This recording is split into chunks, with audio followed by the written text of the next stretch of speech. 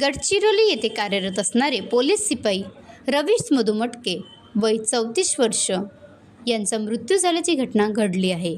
कियार ते आलापल्ली रस्त्यावरील road opening अभियानामध्ये सहभागी होण्यासाठी ते आपल्या पथकासोबत रवाना झाले होते. या दरम्यान पोलीस स्टेशन कोठीपासून 5 किलोमीटर चालल्यानंतर त्यांनी अस्वस्थ वाटत असल्याची तक्रार केली असता त्यांना तात्काळ भामरागड येथील ग्रामीण आरोग्य केंद्र RSC येथे हलविण्यात आले होते. मात्र तेथे डॉक्टरांनी तपासणी केल्यानंतर त्यांना मृत घोषित केले. त्यांचा मृत्यू हृदयविकाराच्या झटक्याने झाल्याचे प्राथमिक मत डॉक्टरांनी व्यक्त केले आहे. आज त्यांचा अंत्यविधी गडचिरोली येथे होणार आहे. बनवा व्हिडिओ, पाठवा व्हिडिओ. आम्ही तुमच्या न्याय व हक्कासाठी लढा देऊ.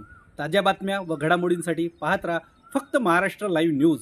आजच आमच्या चॅनलला सबस्क्राईब करा, शेअर करा, कमेंट करा आणि हो, बेल आयकॉन दाबायला विसरू नका. जय महाराष्ट्र.